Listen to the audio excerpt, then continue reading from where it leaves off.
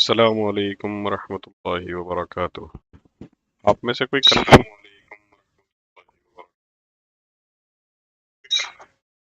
आप में से कोई कंफर्म कर दे कि मेरी स्क्रीन आपको साफ दिख रही है और आप मेरा तो देख सकते हैं।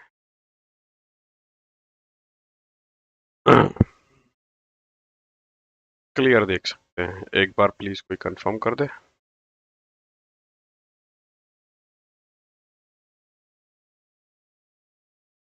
जज़ाकल्लाह उमर भाई, शुक्रिया बहुत बहुत। कोई सवाल आपका पिछले सेशन से किस्म का आपको कोई बात समझ में ना आई हो पिछले सेशन की जो आप करना चाहते हो, पूछना चाहते हो, तो हमारे पास अभी 5-6 मिनट हैं। आप पूछ सकते हैं।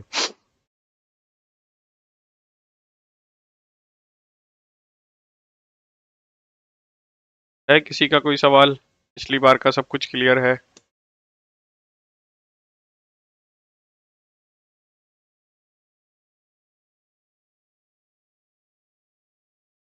कोई सवाल नहीं है? सब कुछ समझ में आया एटलीस्ट? हाँ या ना बताइए। अभी तक जितना हमने पढ़ा है सेशन 1 में, सेशन 2 में, सब समझ में आया है? नहीं समझ में आया है तो भी बताइए, और अगर समझ में आया है तो भी बताइए। कोई बात नहीं। शाहनवाज भाई शुक्रिया बहुत बहुत। एमवी भाई शुक्रिया बहुत बहुत। आजा नसीरुद्दीन भाई अस्सलाम वालेकुम अस्सलाम रहमतुल्लाहि व बरकातुहू। उमर भाई हे जज़ाकल्लाह खैर।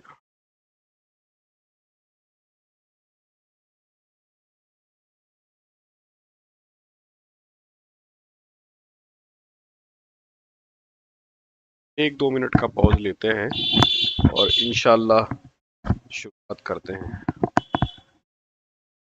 ठीक है। मैंने आज ISMT का एक वीडियो डाला है, एनालिसिस करके, स्टॉक एनालिसिस में मैंने एक वीडियो डाला है अभी थोड़ी देर पहले। तो आप में से जिन लोगों ने नहीं देखा है वो देख सकते हैं। थोड़ा सा आपको हेल्प करेगा समझने में कि आगे जाके जब हम अपने सेशन के या बैच के जब हम क्लोजर के आसपास होंगे तो हम कैसे एनालिसिस करेंगे। ठीक है। एक बार वो वीडियो देखने की कोशिश करिएगा कि वो वीडियो में कैसे एनालिसिस की है। थोड़ा सा आपको समझ में आएगा इंशाल्लाह। जिनको नहीं समझ में आएगा तो घबराने की ज़रूरत नहीं है, कोई परेशान होने की ज़रूरत नहीं है। समझ में आए तो अच्छी बात है। ठीक है, नहीं समझ में आए तो भी कोई बात नहीं। बस ये है कि थोड़ा सा आपको आइडिया होगा कि आगे हम कैसे करने वाले हैं। वालेकुम अस्सलाम रहमतुल्लाहि वबरकातुहू। मुफ्ती साहब, मुफ्ती साहब अगर आपको कहीं कुछ लगे कि मेरी वॉइस ब्रेक हो रही है या कुछ हो रहा है तो जस्ट गिव मी कॉल। ठीक है। और इंशाल्लाह फिर मैं मुझे पता चल जाएगा कि क्या प्रॉब्लम है। ठीक है जी। चलिए साहब, बिस्मिल्लाहिर्रहमानिर्रहीम। जैसे मैंने पिछली बार कहा था, हम शार्प 9 o'clock में शुरुआत कर देंगे। ज़्यादा हम वेट नहीं करेंगे। वालेकुम अस्सलाम समीर। तो आज का जो सेशन है हमारा बेसिकली, इसमें हम पिछली बार थोड़ा सा हमने बात करी थी कुछ इन चीज़ों से मुताल्लिक, लेकिन आज का जो सेशन है इसमें आज हम थोड़ा सा फंडामेंटल एनालिसिस क्या होती है, टेक्निकल एनालिसिस क्या होती है, इसके ऊपर हम बात करेंगे। क्या होती है इस पे बात करेंगे, कैसे होती है इस पे बात अभी नहीं करेंगे। ठीक है। तो जैसे मैंने अभी थोड़ी देर पहले कहा कि अगर कैसे होती है, अगर आपको ये देखना है तो आप ISMT वाला वीडियो देखें। बट लेकिन वो बहुत एडवांस स्टेज है, फास्ट फॉरवर्ड है, और थोड़ा मैं जल्दी वीडियो में बनाया है जल्दी जल्दी में, ताकि वो 15 मिनट से ज़्यादा ना हो जाए, तो मैंने वहाँ समझाया नहीं है। वो आप लोगों के लिए है भी नहीं, बट मैं ऐसे ही बता रहा हूँ आपको, इन केस आप में से कोई इंटरेस्टेड है। आज जो हम बात करने वाले हैं वो धीरे धीरे आगे बढ़ेंगे फंडामेंटल एनालिसिस की तरफ और टेक्निकल एनालिसिस की तरफ। ठीक है। तो आज का सेशन है learning batch 1, session 3, introduction of fundamental and technical analysis. Okay. और आगे बढ़ते हैं। तो आगे बढ़ते हैं उससे पहले हम अपना डिस्क्लेमर की बात कर लेते हैं। तो डिस्क्लेमर हमारा क्या है? डिस्क्लेमर हमारा है कि मैं कोई सेबी रजिस्टर्ड एनालिस्ट नहीं हूँ, मैं इनफैक्ट एनालिस्ट ही नहीं हूँ, मैंने कोई फॉर्मल एजुकेशन एक्वायर नहीं करी है फाइनेंस की, और मैं सिर्फ आप लोगों के साथ अपना एक्सपीरियंस और नॉलेज शेयर करता हूँ। मेरे किसी भी एग्जाम्पल को, जैसे आज भी हम एग्जाम्पल शेयर करेंगे, है ना, अब धीरे धीरे जैसे हम एडवांस स्टेज में जाएंगे मोस्टली हम एग्जाम्पल के ऊपर ही काम करेंगे, है ना, ताकि आपको समझ में आए कि कैसे किया जाता है। बिना नाम दिखाए तो पॉसिबल नहीं है वो, तो इसलिए नाम मुझे बताने पड़ेंगे। तो ये ज़रूरी नहीं है कि जो नाम मैं दिखा रहा हूँ वो आपके लिए बाई या सेल रिकमेंडेशन है, ठीक है। नेक्स्ट जो है वो ये है कि आप ये इंश्योर करें कि आपको जहां से भी, जिस जगह से भी जो सिखाने वाला मिल रहा है और जो भी आपको सिखा रहा है आप सीखिए, ठीक है। आप ये मत सोचिए कि सारा कुछ मैं ही सिखा दूंगा, नहीं भाई, मुझे खुद सब कुछ नहीं आता है, जितना मुझे आता है मैं उतना इंशाल्लाह आपको जरूर सिखाऊंगा। मैं भी सीख रहा हूँ, आप भी सीखिए, हम सब सीखते हैं, ठीक है। लास्ट सेशन में हमने क्या चीज की बात करी थी? हमने बात करी थी कि फंडामेंटल क्या होते हैं। कोई बता सकता है क्विकली कि फंडामेंटल बेसिकली क्या होता है? मैंने डेफिनेशन भी दी थी, बट मैं डेफिनेशन में इंटरेस्टेड नहीं हूं। मुझे आप अपनी जबान में बताइए कि फंडामेंटल क्या होते हैं। आप में से उसके साथ साथ कोई बता सकता है कि रेड फ्लैग क्या होते हैं? आप में से कोई बता सकता है कि अच्छी कंपनी क्या होती है? आप में से कोई बता सकता है कि बैड कंपनी क्या होती है? जल्दी जल्दी कमेंट करिए अगर आप लोगों को समझ में आया था तो, ठीक है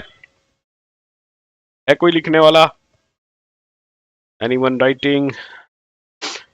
गाजी भाई का सवाल है, वॉइस क्लियर, जज़ाकल्लाह गाजी भाई। ओके, चलिए अब आज के सेशन की हम जो शुरुआत करते हैं वो शुरुआत करते हैं हम अपने सेब के साथ। हम सेब का साथ नहीं छोड़ेंगे, ठीक है। सेब हमारे साथ लगा रहेगा, क्योंकि सेब हमें जो है ना, वो कहते हैं ना, ये दिन में एक सेब खाओ तो वो डॉक्टर दूर रहता है ना।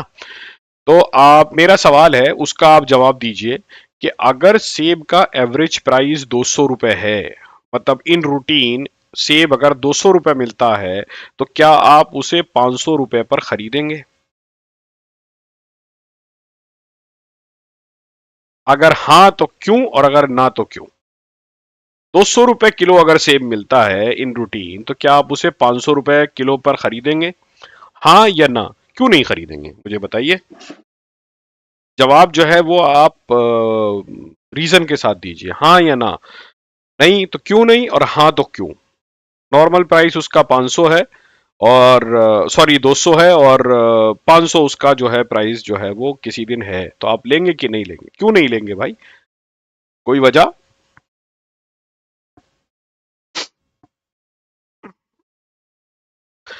Very good. Is it is not worth of 500?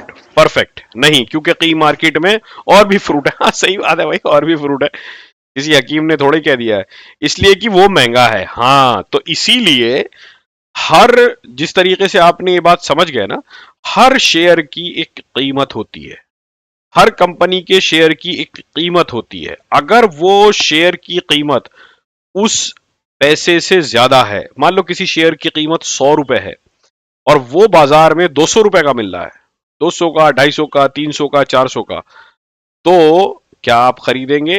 नहीं, आप बिल्कुल नहीं खरीदेंगे। लेकिन क्या इसका मतलब यह है कि उसे कोई नहीं खरीदेगा? नहीं, इसका मतलब ये नहीं है, उसे लोग फिर भी खरीदेंगे। क्यों? क्योंकि जब सेब 500 रुपए किलो बिकता है तब भी वो बिकता है बाजार में, वो तब भी बिकता है, कुछ लोग उसे फिर भी खरीदते हैं। कुछ लोग जरूरत के हिसाब से खरीदते हैं। मान लो कुछ लोग ऐसे हैं जिनको डॉक्टर ने क्या रखा है कि साहब आपको सेब खाना ही खाना है। कुछ लोग ऐसे हैं जो किसी को गिफ्ट करना चाहते हैं सेब, तो उनको लेना है, उनको प्राइस से मैटर नहीं करता है। तो इसी तरीके से जब कंपनी के शेयर का प्राइस एक अपनी औकात से, अपनी लिमिट से ज्यादा होता है, ठीक है, तो उसे लोग फिर भी खरीदते हैं। उनके सोचने का अंदाज अलग होता है। बट इन जनरल मैं आपको ये बात बताऊं कि आप इस चीज का खुसूसी ध्यान रखें कि जब भी कोई शेयर आप खरीद रहे हो, आपके दिमाग में पहला सवाल ये आना चाहिए, ठीक है सेब बहुत अच्छा है, लेकिन क्या ये इस प्राइस पर लेना चाहिए? ठीक है? वो जो प्राइस जब आता है, मान लो सेब का प्राइस 500 रुपए है, अब वो 500 रुपए से घट के 200 रुपए आएगा, तो उसके पीछे क्या रीजन होगा? आप में से कोई बता सकता है? सेब का प्राइस 500 से घट के 200 रुपए आएगा। मान लो आज एक हफ्ते में सेब का प्राइस 500 चल रहा था, नेक्स्ट वीक में अचानक से मैं बाजार गया और मैंने देखा कि सेब का प्राइस तो आज 200 रुपए है। तो क्या रीजन हो सकता है कि सेब का प्राइस 200 रुपए हो गया हो? आप में से कोई बता सकता है क्या रीजन हो सकता है कि सेब का प्राइस 200 रुपए हो गया हो? आमद की ज्यादती। बहुत बढ़िया कासमी साहब, आपने बहुत सही जवाब दिया। इसका मतलब क्या हुआ कि सप्लाई बढ़ गई, मार्केट में सेब जो है उस दिन ज्यादा आ गया। हो सकता है अगले दिन फिर कमी हो जाए तो प्राइस फिर दोबारा से बढ़ के 300 400 500 हो जाए, बट उस दिन सेब जो है मार्केट में ज्यादा आ गया, इसलिए सेब की सप्लाई ज्यादा हो गई, तो सेब का प्राइस जो है वो घटकर नीचे आ गया। Same is applicable with share. तो शेयर क्या होता है कि अगर सप्लाई बढ़ गई, अगर सप्लाई बढ़ गई और मार्केट में यानी कि स्टॉक एक्सचेंज में बहुत सारे लोगों ने सेल शुरू कर दी किसी वजह से, ऐसा भी हो सकता है कि प्रोमोटर ने खुद बेच दिया हो इन्हीं वजह की बेसिस पे, ऐसा भी हो सकता है कि कोई एचएनआई बैठा हो और उसने बेचा हो, ऐसा भी हो सकता है कि किसी म्यूचुअल फंड ने बेचा हो, या ऐसा भी हो सकता है कि मार्केट गिरी हो और पैनिक मच गया हो। किसी भी वजह से अगर से शेयर का प्राइस गिरता है तो शेयर की सप्लाई बढ़ती है तो शेयर का प्राइस खुद ब खुद गिर जाता है, उसी तरीके से जैसे सेब का प्राइस गिरता है। क्लियर? ठीक है। अब मैं आपसे एक सवाल पूछता हूं। एक डॉक्टर ने ये बताया कि भाई जब डेंगू फैलता है, डेंगू आप में से बहुत सारे लोग जानते होंगे, तो जब डेंगू फैलता है तो डेंगू में हर पेशेंट को कीवी खानी चाहिए। कीवी खाने से उसकी प्लेटलेट जो है वो बढ़ जाती हैं, जो कि डेंगू में गिरती हुई होती हैं। तो अगर मंडी में रूटीन में कीवी का रेट 500 रुपए किलो है, अगर 500 रुपए किलो है और अचानक से किसी शहर में डेंगू फैल जाता है, तो आपको क्या लगता है कि क्या वो कीवी का प्राइस बढ़ेगा या कीवी का प्राइस घटेगा? बताइए जल्दी। अगर कीवी का प्राइस 500 रुपए किलो है और उस शहर में डेंगू फैल जाता है और डॉक्टर ये बोलता है कि आपको कीवी खानी है, तो क्या कीवी का पैसा बढ़ेगा, यानी कि कीमत बढ़ेगी या घटेगी? जल्दी बोलिए फटाक फटाक से। यस, कीवी की कीमत बढ़ेगी, लोग उसको बढ़ी हुई कीमत पर भी खरीदेंगे। क्यों? क्योंकि डॉक्टर ने बोला है। उस टाइम पे वो पैसे की परवाह नहीं करेंगे। इसी तरीके से जब आप किसी कंपनी में ये देखते हैं कि उस कंपनी में कोई ऐसा ट्रिगर है, ट्रिगर क्या हो सकता है? कंपनी ने ऐलान किया है कि हम फला कंपनी को खरीदने वाले हैं, कंपनी ने ऐलान किया है कि हम फला कंपनी को एक्वायर करेंगे, या हम अपना कर्जा कम करेंगे, या फिर हम अपने नए प्रोडक्ट लॉन्च करेंगे, तो इससे क्या होगा? इससे क्या होगा? कंपनी की सेल बढ़ेगी या फिर कंपनी के एक्सपेंसेस कम होंगे। इन दोनों ही केसेस में सेल बढ़े या एक्सपेंस कम हो कंपनी की प्रॉफिटेबिलिटी बढ़ेगी, तो लोग क्या करेंगे? लोग देखेंगे कि एक क्वार्टर दो क्वार्टर बाद इस कंपनी के रिजल्ट अच्छे आएंगे और लोग जो हैं उसको आगे यानी कि बढ़े हुए प्राइस पर खरीदना शुरू कर देंगे। क्लियर है भाई? मैं ये स्लाइड पढ़ता हूं और उसके बाद फिर मैं आपके सवाल और जवाब लूंगा। ठीक है? ये जो बहुत ही क्लियर स्लाइड है जो आपको यहां पर दिख रही है, मेरे ख्याल से आप सब लोग बड़े अच्छे से पढ़ सकते होंगे। इसमें दो जगह डिवाइड किया गया है। फंडामेंटल के नीचे जो लिखी हुई हैं चीजें वो फंडामेंटल एनालिसिस में काम आती हैं, और जो टेक्निकल के नीचे लिखी हुई हैं चीजें वो टेक्निकल के एनालिसिस में काम आती हैं। अब इसमें दो बॉक्स बने हुए हैं। पहला बॉक्स है फंडामेंटल का, what two by, why two by, क्या खरीदना है और क्यों खरीदना है, कौन सी कंपनी खरीदनी है और क्यों खरीदनी है, इसका हमने पिछले सेशन में डिस्कशन किया था। वो कंपनी खरीदनी है जिसकी सेल्स अच्छी हो, प्रॉफिट अच्छा हो, डेट कम हो, पीई कम हो, ईपीएस बढ़ा हुआ हो, ऑपरेटिंग मार्जिन अच्छा हो, डिविडेंड देती हो, फेयर वैल्यू के नीचे हो। ठीक है? 500 रुपए के नीचे हो सेब। फेयर वैल्यू का मतलब 500 रुपए। फेयर वैल्यू कैसे निकालते हैं ये भी मैं आपको बताऊंगा। ठीक है? क्या खरीदना है और क्यों खरीदना है, इसका सवाल, इस सवाल का जवाब हमें मिलता है फंडामेंटल एनालिसिस के जरिए से। किस प्राइस पर खरीदना है। पिछले सेशन में जब हम बात कर रहे थे किस प्राइस पर खरीदना है, इसका जवाब हमें मिलता है टेक्निकल एनालिसिस से। किस प्राइस पर खरीदना है, इसका जवाब हमें फंडामेंटल से भी मिलता है, क्योंकि फेयर वैल्यू हमें पता चल रही है 500 रुपए वाली, लेकिन क्या 4-5 दुकानों पर घूमकर, क्या 2-3 दिन इंतजार करके हम थोड़ी सस्ती कीवी ले सकते हैं? क्या हम सस्ता सेब खरीद सकते हैं? इधर उधर जाएंगे, बड़ी मंडी जाएंगे, छोटी मंडी जाएंगे, या फिर हम थोड़ा सा इंतजार कर लें तो कल हो सकता है सेब आ जाए मंडी में, कल हो सकता है कीवी आ जाए मंडी में तो उसका रेट कम हो जाए।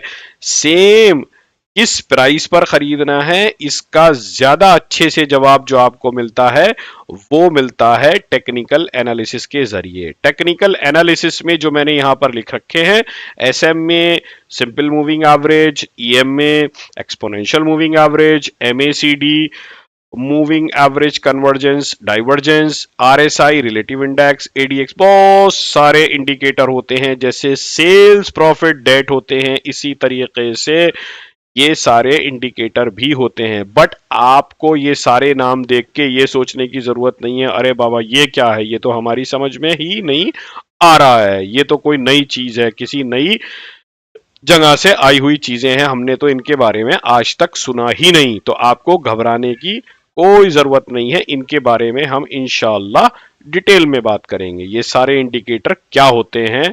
बट अभी ये बताइए आपको यहां तक सारी बात समझ में आ गई, फंडामेंटल क्या होते हैं और टेक्निकल क्या होते हैं, और फंडामेंटल किस तरीके से हमें किसी कंपनी के शेयर को खरीदने में मदद करते हैं, और टेक्निकल किस शेयर को खरीदने में किस तरीके से मदद करते हैं। यहां तक सबको क्लियर है?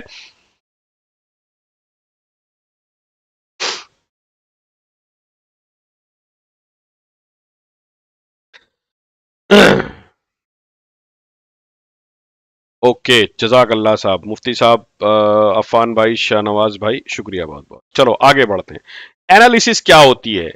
अब मैंने बार बार एक लफ्ज इस्तेमाल किया, analysis, fundamental analysis, technical analysis. तो उन लोगों के लिए जो बिल्कुल ही नॉन फाइनेंस बैकग्राउंड के हैं या नॉन इंग्लिश बैकग्राउंड के हैं, उन लोगों को मैं ये बता दूं कि इंग्लिश में इसकी डेफिनेशन होती है एनालिसिस की, फंडामेंटल और टेक्निकल दोनों अलग रख दो। The careful examination of different parts और detail of something is called analysis, जिसको हम हिंदी में कहते हैं विश्लेषण और उर्दू में कहते हैं हम तज्जिया।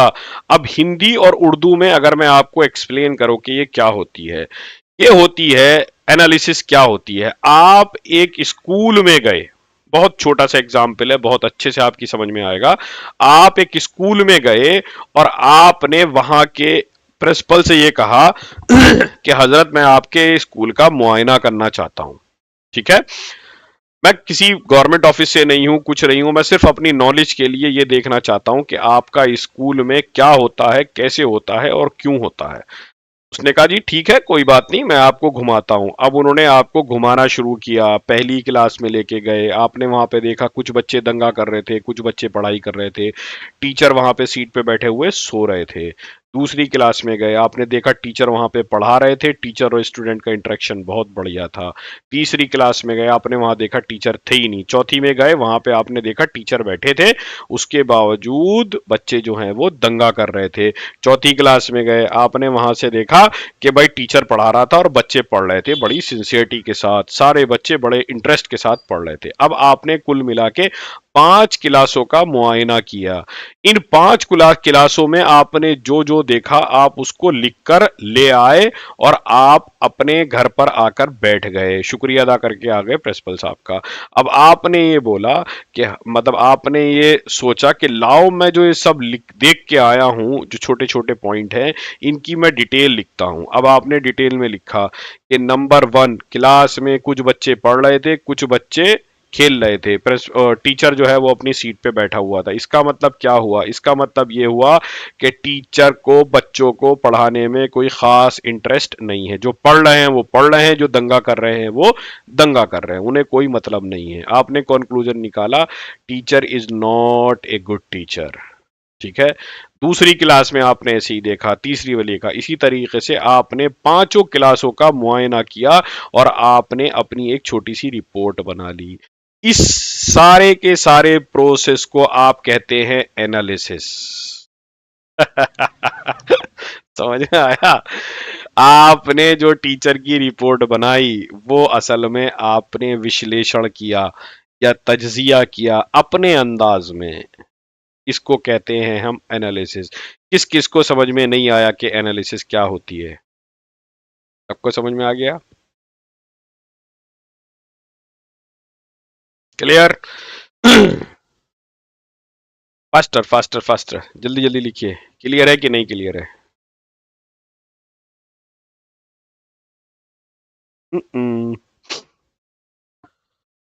Okay clear. चलिए साहब, अब बढ़ते हैं आगे। इसी तरीके से जब आप किसी कंपनी के फंडामेंटल देखने के बाद, उसकी सेल्स, प्रॉफिट, ओपीएम देखने के बाद यह डिसाइड करते हैं कि क्या कंपनी को खरीदना मुनासिब है, वो कहलाती है फंडामेंटल एनालिसिस। और जब आप उसके प्राइस को देखने के बाद, प्राइस 500, 700, 400, 300, 200, 100, 1000, 2000, 900, 500, 400 देखने के बाद ये डिसाइड करते हैं कि किस प्राइस पर मुझे वो शेयर खरीदना है, वो एनालिसिस कहलाती है टेक्निकल एनालिसिस। खरीदने की ही बात नहीं है, इसमें बेचने की भी बात है कि आपको किस प्राइस पर बेचना है और किस प्राइस पर खरीदना है।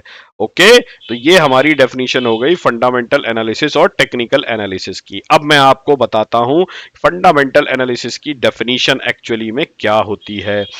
Fundamental analysis is a method of determining a stock's real और fair market value। ये मैं बार बार आपको fair market value की बात कर रहा हूं, मैं आपको ये बताने वाला हूं। Fundamental analyst search for stocks currently trading at price higher or lower than their real value.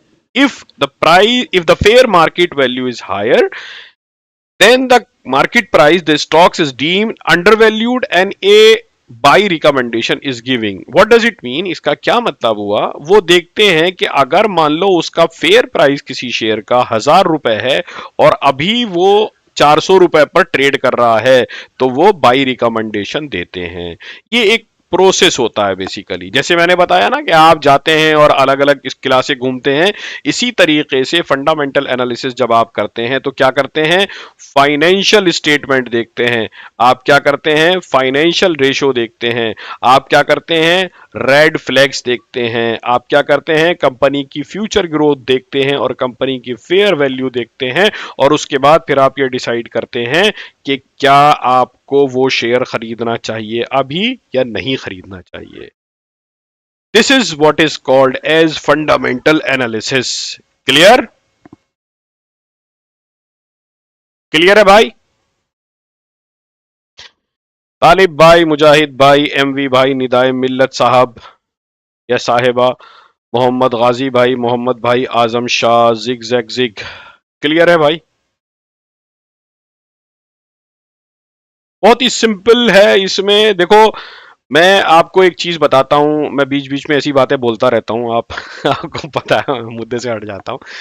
मैं आप में से जो लोग हैं ना जिनका बिल्कुल भी फाइनेंस का बैकग्राउंड नहीं है, आप बिल्कुल भी हिम्मत ना हारें बड़ी बड़ी बातें सुन के लोगों की, और बड़ी बड़ी जो टर्मिनोलॉजी वो यूज करते हैं उनको सुन के आप बिल्कुल भी ना घबराएं। यकीन मानिए, आप हिम्मत मत हारिएगा, आप अपना हौसला बरकरार रखिएगा।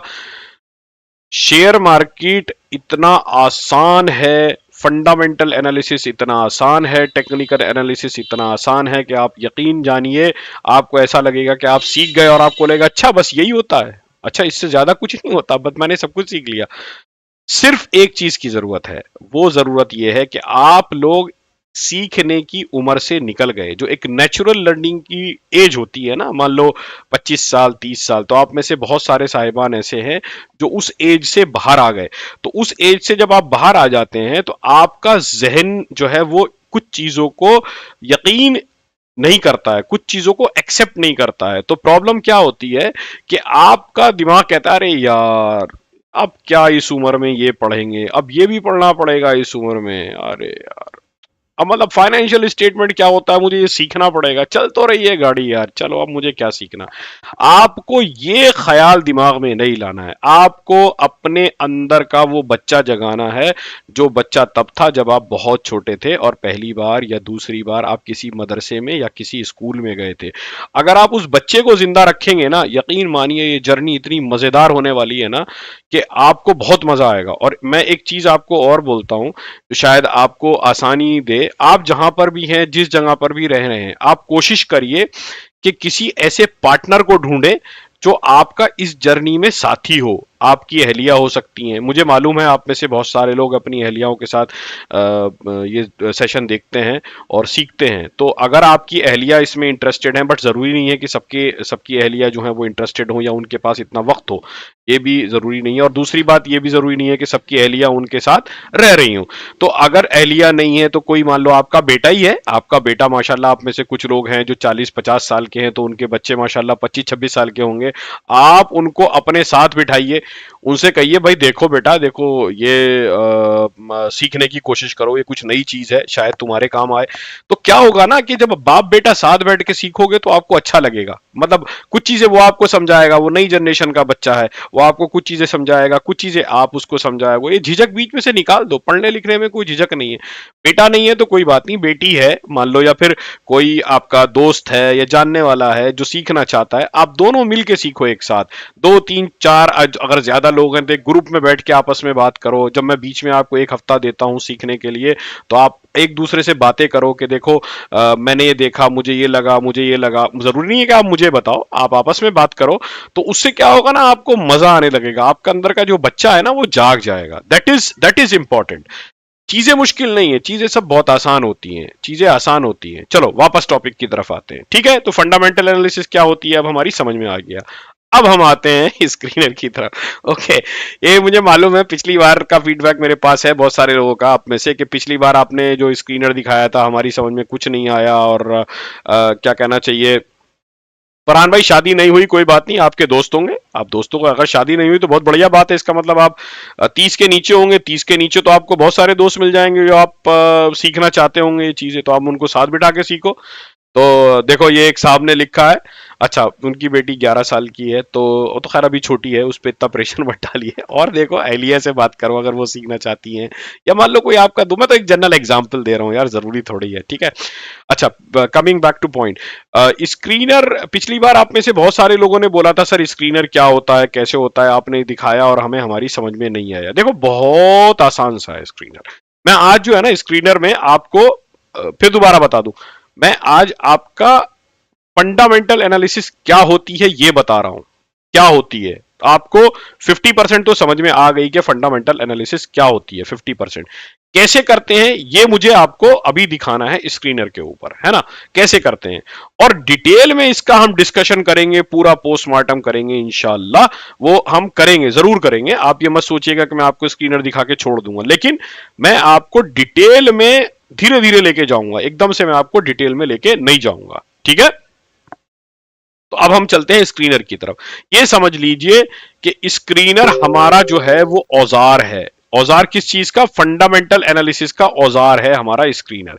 स्क्रीनर ही हमारी सारी हेल्प करेगा। स्क्रीनर, अगर आपको घबरा रहे हैं आप स्क्रीनर से, तो शायद वो आपके लिए अच्छी बात नहीं होगी। आपको स्क्रीनर से घबराना नहीं है, आपको स्क्रीनर पर अपना वक्त बिताना है, ठीक है। ये क्लियर है सबको? स्क्रीन दिख रही है क्लियर? पहले ये बताइए सब आप। मैं इसका साइज और बढ़ा देता हूं, देखो। मोबाइल पे जो लोग देख रहे हैं, आप, मुझे मालूम है आपको थोड़ी सी परेशानी होगी। अगर मैंने वैसे भी कहा था, अगर आप में से कुछ लोगों ने ये डिसाइड कर लिया है कि आपको इस प्रोफेशन में रहना ही है, तो देखिए हजरत, मेरी तो राय ये है कि आप एक कोई पुराना मोबाइल, सॉरी पुराना लैपटॉप या पुराना डेस्कटॉप खरीद लें, जहां से भी आपको सस्ता सुंदर मिले, जिससे भी मिले खरीद लें। अपनी लोकल मार्केट में सेकंड हैंड भी चलेगा, क्योंकि जिस तरीके की एनालिसिस आप लैपटॉप पे कर सकते हैं वैसी मोबाइल पर नहीं कर सकते। लैपटॉप, मेरे मुंह से बार बार निकलता है लैपटॉप का मतलब लैपटॉप ही नहीं है, लैपटॉप या डेस्कटॉप जो भी हो।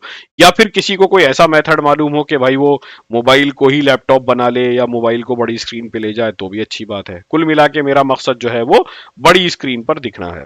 ठीक है, तो ये मैंने स्क्रीन बहुत ज्यादा क्लियर कर दी और बढ़ा देता हूं। चलो साहब, ठीक है, अब तो शायद मेरे ख्याल से काफी हो गया।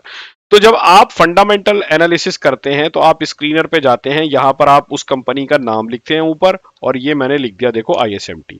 अगर मुझे TCS का लिखना है तो मैंने यहां पर लिख दिया TCS का। मैं ISMT की आज बात करूंगा क्योंकि मैंने ISMT की वीडियो भी बनाई है ना, तो आप थोड़ी बहुत चीजें उधर से भी मिल जाएंगी। अभी ये क्या होता है, सबसे पहले जो लोग बोलते हैं ना मार्केट कैप, तो पहली चीज होती है मार्केट कैप। मार्केट कैप क्या होती है, जितने भी शेयर हैं, नंबर ऑफ शेयर हैं, मान लो एक कंपनी के 1000 शेयर हैं और उसका आज का प्राइस 10 रुपए है, तो उस कंपनी का मार्केट कैप हो जाता है 10,000 रुपए। ठीक है, अगर किसी कंपनी का, मैं इसका वो करके दिखाता हूं आपको, क्या कहना चाहिए, कैलकुलेशन करके दिखाता हूं। तो किसी कंपनी के अगर मान लो 1500 शेयर हैं, टोटल 1500 शेयर हैं, और उस कंपनी का प्राइस जो है वो है 50 रुपए, तो उसका मार्केट कैप हो गया 75,000 रुपए। क्लियर?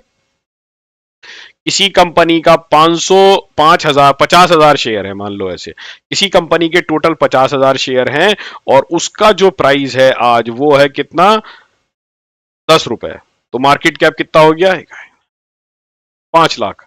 5 लाख उसका मार्केट कैप हो गया। ठीक है, ये करोड़ों में भी होता है, लाखों में भी होता है, और simple number of share multiplied by ये, अगर क्योंकि शेयर का प्राइस डेली चेंज होता है इसलिए मार्केट कैप भी डेली चेंज होता है। यहां पर इसलिए रिफ्लेक्ट नहीं होता कि बहुत बड़ा नंबर होता है तो इसको इवन नंबर बनने में थोड़ा सा टाइम लगता है, इसलिए आपको दिखाई नहीं देगा। अगर number of share price sorry number of share जो है वो कम है तो आप ये देखेंगे कि आपको यहां पर वो चेंज होता हुआ डेली दिखाई देगा। ठीक है, ये एक तरीका होता है मार्केट कैप किसी कंपनी के साइज को चेक करने का, कि कंपनी कितनी बड़ी है या कितनी छोटी है। ठीक है, मैं मार्केट कैप का बहुत बड़ा फैन नहीं हूं, बट स्टिल मैं आपको सिखाऊंगा इंशाल्लाह कि ये मार्केट कैप क्या होता है। मैंने बता दिया कि ये कैलकुलेट कैसे होता है।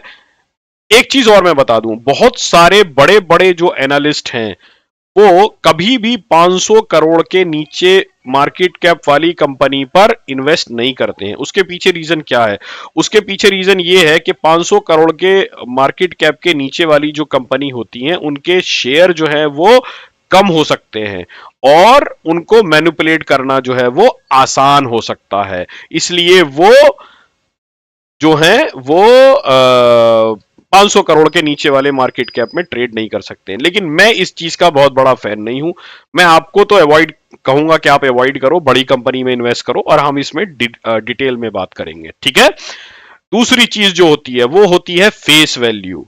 फेस वैल्यू क्या होती है, फेस वैल्यू होती है जनरली बहुत सारी कंपनी की फेस वैल्यू जो होती है वो 10 रुपए होती है जब वो इनिशियली कंपनी जो है लिस्ट होती है। तो फेस वैल्यू क्या होती है, फेस वैल्यू आपको समझ में आ रहा होगा, फेस का मतलब चेहरा, दिखाने वाली वैल्यू, दिखाने के दांत कुछ और खाने के दांत कुछ और।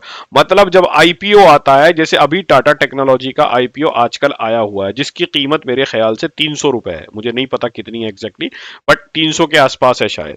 तो अगर उसकी कीमत 300 रुपए है तो उसकी फेस वैल्यू जो है कितनी है, 10 रुपए है। तो क्या कंपनी अपना 10 रुपए का जो हिस्सा उन्होंने काउंट किया है उसको प्रीमियम पे बेच रही है 290 रुपए के, 300 रुपए पे बेच रही, कंपनी बेच रही है 300 रुपए पे, कंपनी खुद उसका प्रीमियम ले रही है। और जब वो कंपनी लिस्ट होगी तो अगर वो 300 रुपए का एक्सचेंज में लिस्ट होगा तो मान लो वो 600 रुपए पे होता है, तो प्रीमियम कितना बढ़ गया, 590 रुपए। ठीक है, बट फेस वैल्यू के ऊपर ज्यादा दिमाग लगाने की जरूरत नहीं है, ये मैंने आपको समझा दिया कि फेस वैल्यू क्या होती है। ठीक है, आगे बढ़ते हैं,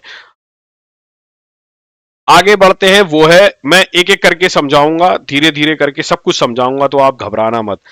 डेट क्या होता है, डेट होता है कर्जा, और रिजर्व क्या होता है, कंपनी के पास जितना कैश है। तो कंपनी का जो डेट है अगर वो रिजर्व से कम है, जैसे आप यहां पर देखते हो कंपनी के पास 1419 करोड़ का जो है वो रिजर्व है और कंपनी के पास सिर्फ और सिर्फ 42 करोड़ का कर्जा है। तो आपसे कोई भी पूछे तो आप सिंपली बता सकते हो कि मैं, ये कंपनी जब चाहे 42 करोड़ का कर्जा चुका के कर्जा फ्री हो सकती है। कर्जा फ्री होने का मतलब क्या हुआ, इंटरेस्ट नहीं पे करेगी, इंटरेस्ट नहीं पे करेगी तो क्या हुआ, आपका प्रॉफिट जो है वो बढ़ जाएगा। शाहनवाज भाई का सवाल है कि नंबर ऑफ शेयर कहां देख सकते हैं। नंबर ऑफ शेयर जो आप देख सकते हैं वो आप यहां पर देख सकते हैं, वो है ये रहा, देखो इक्विटी कैपिटल, इक्विटी कैपिटल क्या होती है? इक्विटी कैपिटल क्या होती है? 150, ये करोड़ में है। 150 को जब आप डिवाइड करते हो उसकी फेस वैल्यू यानी कि 5 से, ठीक है, तो आपका नंबर ऑफ शेयर आ जाता है। मैं इसको यहां पे डिवाइड करके बताता हूं आपको। 150 डिवाइडेड बाई 5 कितना आ गया? टोटल बना 30। तो इसके 30 जो है 30 करोड़ शेयर जो है वो इसके मार्केट में हैं टोटल इस वक्त। ठीक है, ये क्लियर हो गया आपको? और अगर आप दूसरे किसी ऐप में जाएं, जैसे स्टॉक एज में आप जाएंगे, तो वहां पे number of share he listed होते हैं, आपको इक्विटी कैपिटल से कैलकुलेट करने की भी जरूरत नहीं होती है। ठीक है, चलिए साहब अब ऊपर की तरफ चलते हैं। तो दो तीन चीजें हो गई। एक चीज जो आपको यहां पर दिखाई दे रही होगी एफजेड वैल्यू, ये बेसिकली फेयर वैल्यू है। फेयर वैल्यू निकालने के बहुत अलग अलग तरीके होते हैं, उनमें से एक तरीका मैं फॉलो करता हूं और वो तरीका है फेयर वैल्यू, यानी कि मैं उसे एफजेड वैल्यू कहता हूं। मैंने इजाद करी है ऐसा नहीं है बिल्कुल भी, किसी और ने कभी कहीं इजाद करी होगी, बट मैं इसको फॉलो करता हूं। ठीक है, इसको कैसे निकालते हैं मैं आज इस पे ज्यादा ध्यान नहीं देने वाला हूं, क्योंकि मैं आपको इसके बारे में बताऊंगा। चलो, इसके बारे में हमने दो तीन चीजें पता कर ली, मार्केट कैप पता कर लिया, फेस वैल्यू पता कर ली, डेट पता कर लिया, रिजर्व पता कर लिया। अब हम बढ़ते हैं आगे। आगे क्या बढ़ते हैं? अब हम यहां पर जाके देखते हैं कि आईएसएमटी में देखो, मुझे थोड़ा सा साइज अब जो है वो कम करना पड़ेगा भाई, उस साइज थोड़ा सा, क्योंकि ताकि मैं आपको दिखा पाऊं कि कैसे चल रहा है ट्रेंड। अब हम यहां पर जाते हैं जब पहली स्क्रीन पर, तो पहली स्क्रीन पर जो हम देखते हैं वो हमें दिखते हैं क्वार्टरली रिजल्ट। क्वार्टरली रिजल्ट, किसी भी कंपनी को, जो लिस्टेड कंपनी है, अपने quarterly result with in 45 days publish करना जरूरी होता है, वरना उसके ऊपर एक्सचेंज पेनल्टी लगा देता है। अब यहां पर कुछ ही क्वार्टर के रिजल्ट जो हैं वो रहते हैं, उसके पहले के क्वार्टर के रिजल्ट जो हैं वो आपको यहां नहीं रहेंगे, क्योंकि वो जितना स्पेस है उतना, और जितनी 3-4 साल के यहां पर देते हैं, जैसे मान लो सितंबर 3 साल का ये कवर कर रहे हैं, तो सितंबर 2020, दिसंबर 2020, मार्च 21, जून 21, सितंबर 21, दिसंबर 21, मार्च 22, जून 22, सितंबर 22 और दिसंबर 22, मार्च 23, जून 23 और सितंबर 23। एक चीज आप यहां से याद रखिए कि आपको यहां पर जो देखना है बेसिकली वो ये देखना है सेल्स में कि क्या कंपनी की सेल बढ़ रही है। बढ़ रही है तो किस रेट के साथ बढ़ रही है। मान लो यहां पर 598 थी, यहां पर 650 हो गई, अच्छा खासा बढ़ा है। यहां पर 598 थी और यहां पर अगर सिर्फ 600 होती तो ठीक है, कोई बहुत ज्यादा नहीं है। जैसे आप यहां पे देखो 650 थी, 657 है ना, तो ठीक है, बढ़ी है बट कोई खास नहीं बढ़ी है। एक क्वार्टर में कंपनी ने कोई बहुत बड़ी ग्रोथ नहीं दी है। बट अगर आप यहां पे देखोगे 657 से एक क्वार्टर के अंदर अंदर 749, ऑलमोस्ट 100 करोड़ की सेल बढ़ गई एक क्वार्टर में। और अगर आप देखोगे ये बहुत बड़ा नंबर होता है भाई, 100 करोड़। 750 करोड़ की कंपनी में सेल्स में 100 करोड़ की सेल तो एक ही क्वार्टर में आई है बढ़ के, तो इसका मतलब कंपनी जो है वो डूइंग वेरी वेल। एक्सपेंसेस की अगर हम बात करेंगे तो आपको ये देखना है कि एक्सपेंसेस बढ़ रहे हैं, ठीक है, बढ़ेंगे, सेल बढ़ेगी तो एक्सपेंसेस भी बढ़ेंगे, लेकिन ऐसा तो नहीं है कि एक्सपेंसेस इतने ज्यादा बढ़ गए कि वो आपकी सेल्स को ही खा गए। कैसे? मान लो एक्सपेंसेस तो आप, जैसे यहां पर 100 करोड़ की सेल बढ़ी और यहां पर 500 करोड़ के एक्सपेंसेस बढ़ जाते, तो क्या ये सेल फायदेमंद होती? नहीं भाई, 500 करोड़ का एक्सपेंस बढ़ा के हमें 100 करोड़ की सेल नहीं बढ़ानी है, क्योंकि फिर तो हमें प्रॉफिट नहीं मिलेगा। तो इसलिए सेल्स के साथ साथ एक्सपेंसेस अगर बढ़ते हैं तो वो एक रीजनेबल रेशो में बढ़ने चाहिए, बहुत तेजी के साथ नहीं बढ़ने चाहिए। आपको ये चीज देखनी है। आगे जो देखनी है वो देखनी है ऑपरेटिंग प्रॉफिट। देखो ऑपरेटिंग प्रॉफिट क्या होता है, इसमें से ये माइनस करोगे तो ये आ जाएगा, सेल्स में से एक्सपेंस माइनस करो तो ऑपरेटिंग प्रॉफिट आ जाएगा। और ये जो होता है, मैंने उस दिन भी बताया था, कितना परसेंट कंपनी अपना प्रॉफिट अर्न करनी है उसको कहते हैं हम ऑपरेटिंग मार्जिन। अदर इनकम मैंने उस दिन बहुत डिटेल में समझाया था, तो मुझे नहीं लगता कि अब मुझे अदर इनकम के बारे में बात करने की जरूरत है।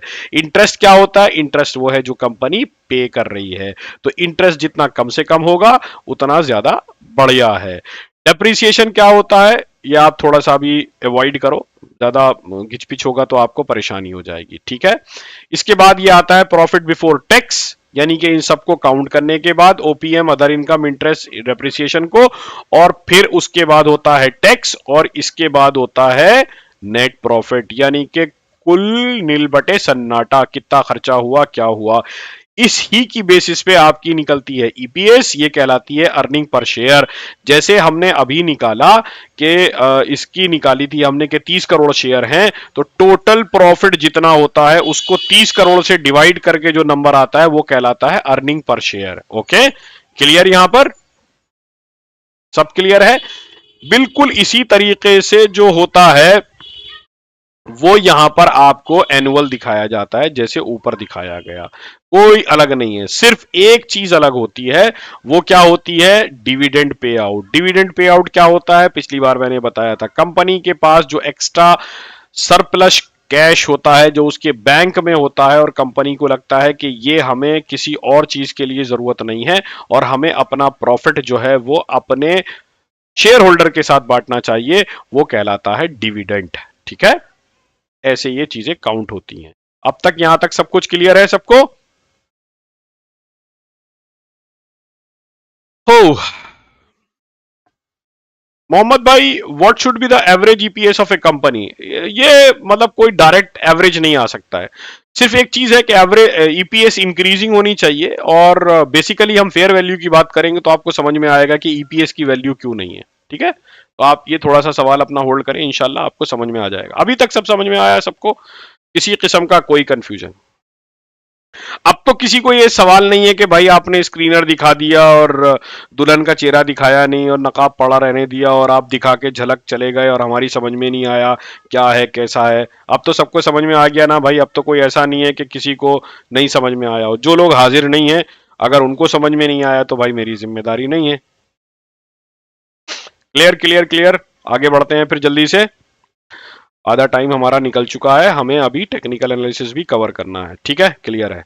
ये चीजें अभी आप रहने दीजिए, अब हम वापस चलते हैं अपनी स्लाइड की तरफ। ठीक है, अब एक चीज रह गई, टेक्निकल एनालिसिस क्या होता है? मैंने बताया था टेक्निकल एनालिसिस क्या होता है, तो अब हम बात करेंगे टेक्निकल एनालिसिस।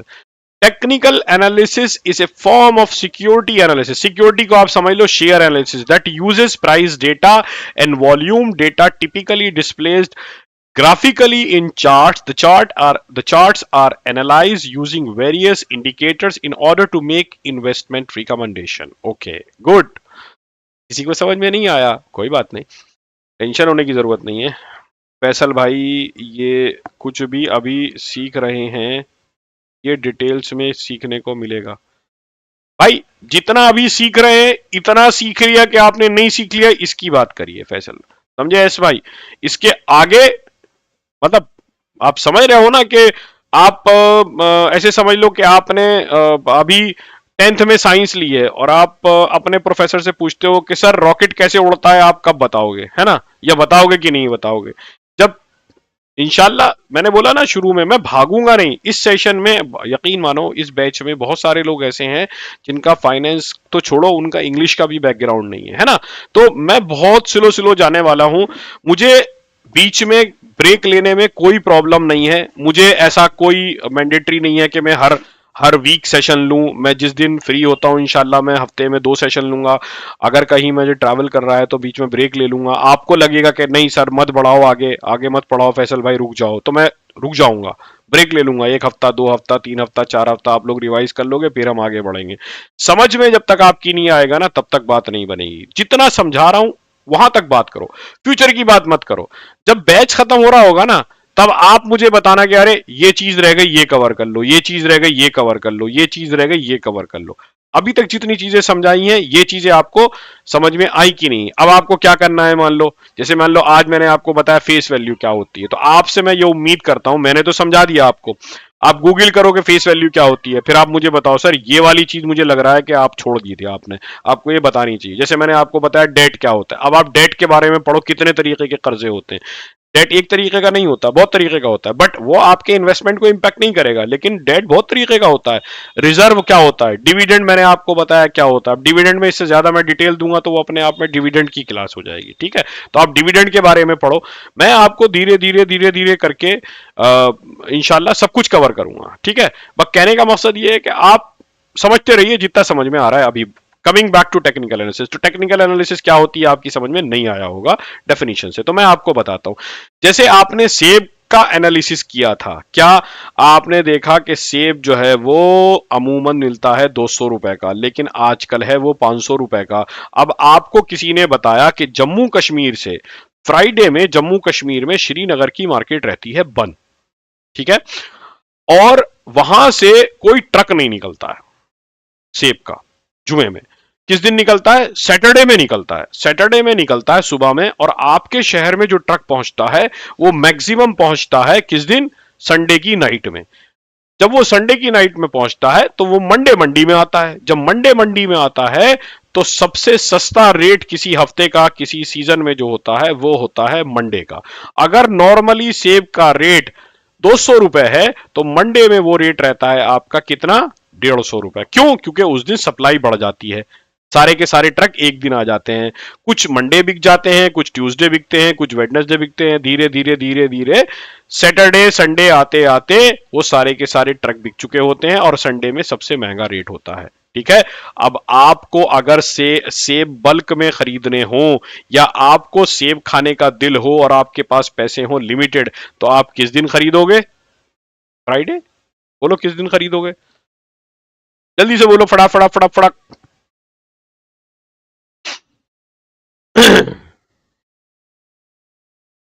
अरे कोई जवाब नहीं। बोलो भाई किस दिन खरीदोगे? मंडे। और कोई जवाब? ईद के दिन। तालिब भाई मंडे, गुड। हाँ, तो समझ में आ गया आपकी। आप उस दिन खरीदोगे जिस दिन, क्या कहना चाहिए, प्राइस जो है वो सबसे कम होगा। What does it mean? एक शेयर आपने चेक किया कि उसकी फेयर वैल्यू 500 रुपए है और आपने उसकी फंडामेंटल एनालिसिस कर ली और आपने तय कर लिया कि भाई मुझे इस शेयर को खरीदना है, और उस शेयर का आज का प्राइस 400 रुपए है। अब आप उस प्राइस को अपने चार्ट पर लगाकर अपनी वॉच लिस्ट में लगाकर छोड़ देते हो। आप सुबह देखते हो, दोपहर देखते हो, शाम देखते हो, अगले दिन देखते हो, दोपहर देखते हो, शाम उसका एक्चुअल प्राइस 1000 रुपए है, मतलब फेयर वैल्यू उसकी 1000 ही रुपए है, लेकिन आज वो चल रहा है 400 रुपए पे, तो वो तो आपने चेक कर लिया कि महंगा नहीं है ना। अब आप उसे 400 में भी सबसे अच्छे प्राइस पे खरीदना चाहते हो, है ना। अब आपने क्या किया कि मैं देखता हूं कि यार 3:15 के बाद सेलिंग आती है और थोड़ा सा प्राइस जो है वो कम हो जाता है, कभी कभी 400 वाला शेयर 380 में भी मिल जाता है, तो आपने सुबह में ही अपना 380 का ऑर्डर लगा के छोड़ दिया, ठीक है। या आपको लगता है नहीं भाई ये ऊपर की तरफ भाग रहा है, वो क्या होती है एनालिसिस, उसको हम कहते हैं टेक्निकल एनालिसिस। प्राइस के फ्लक्चुएशन को, प्राइस के ऊपर नीचे होने के जो चाल है प्राइस की, जो प्राइस बढ़ रहा है, घट रहा है, या आगे की तरफ बढ़ रहा है या नीचे की तरफ बढ़ रहा है, उसकी चाल का मुआयना करना, तज्जिया करना, विश्लेषण करना जो कहलाता है वो कहलाता है technical analysis.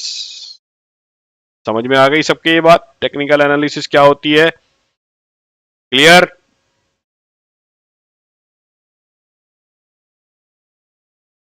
Clear clear clear, okay. अब इसमें दो चीजें होती हैं, एक होता है सपोर्ट, एक होता है रेजिस्टेंस, ठीक है, और कीमत तो आपको पता ही है, और एक होता है वॉल्यूम। ये तीन चीजें मैं आपको समझाता हूं। क्या होता है, आप ये देखते हो कि पीर के दिन सेब तो आता है, लेकिन सेब का जो प्राइस है जो वो श्रीनगर से चला, मान लो 100 रुपए के रेट पे चला, थोक का रेट 100 रुपए था श्रीनगर का, 50 रुपए का उसमें लग गया माल भाड़ा और सब मिला के, तो अब उसका बेस प्राइस ही कितना बन गया? 150। अब उसको प्रॉफिट भी लेना है, तो मालिक ने श्रीनगर से ट्रक वाले को कह के भेजा कि भाई 170 के नीचे तो भेजना ही नहीं है, इसको बेचना ही नहीं है 170 के नीचे, 20 रुपए किलो का तो मुझे प्रॉफिट चाहिए ही चाहिए। तो क्या होगा, जो बेचने वाला है, जो ट्रक ड्राइवर है, या अगर उसमें मालिक खुद बैठ के आया है, वो अपनी कैलकुलेशन करके आया है, वो क्या करेगा, 170 के नीचे वो जाने ही नहीं देगा, 170 पे रोककर बोलेगा भाई लेना हो लो, नहीं तो अपना रास्ता नापो, 170 के नीचे मैं इसको नहीं बेचूंगा, बात खत्म। 170 फिर क्या बन जाएगा? 170 बन जाएगा उसका सपोर्ट प्राइस। जैसे ही वो 170 पे आएगा, लोगों को पता है कि ना इससे नीचे नहीं लेगा, वो टूट पड़ेंगे 170 पे खरीदने के लिए। क्यों? क्योंकि वो 170 पे खरीद के 200 पे बेचेंगे, और जैसे ही वो ऊपर की तरफ चढ़ता चला जाएगा, लोग जो हैं वो धीरे धीरे खरीदना कम कर देंगे। एक टाइम आएगा कि शायद वो 250 पहुंच जाए, लोग बोले नहीं यार 170 तो बेच चुका है ये, आज नहीं तो कल 250 से नीचे आके ये 170 पे बेचेगा, तो 250 रुपए का जो प्राइस है वो बन जाएगा रेजिस्टेंस, और 170 का जो प्राइस है वो बन जाएगा सपोर्ट। वॉल्यूम क्या है, 170 पर आप देखोगे कि बहुत तगड़ी बाई आएगी, लोग मतलब खरीदने के लिए उतावले हो जाएंगे। 200 रुपए का सेब का नॉर्मल प्राइस है और अब मिल रहा है कितने पे, 170 पे। हर आदमी चाहेगा छोड़ो यार, आज हम सेब ही खाते हैं, कहाँ मिलते हैं बार बार, गरीब आदमी भी छोड़ेगा, मैं सोचेगा मैं सेब खरीद लूं, तो वो सेब की ज्यादा पेटियां बिकेंगी, सेब की ज्यादा पेटियां बिकेंगी मतलब ज्यादा वॉल्यूम बिकेगा। तो सपोर्ट क्या होता है 170, रेजिस्टेंस क्या होता है 250, प्राइस हमने बता दिया 170, 190, 180 जो भी प्राइस है वो प्राइस है, उसमें कुछ समझाने की जरूरत नहीं है। और वॉल्यूम क्या हो गया, कितनी पेटी किस प्राइस पर बिकी, कितना सेब किस प्राइस पर बिका, ये कहलाता है वॉल्यूम। अब बताओ, और इस पूरी प्रक्रिया को समझने के लिए, पूरे प्रोसेस को समझने के लिए जो आप अपने दिमाग में नीलबटे सन्नाटा करते हैं उसको हम कहते हैं टेक्निकल एनालिसिस। ये बताइए समझ में आया कि नहीं समझ में आया?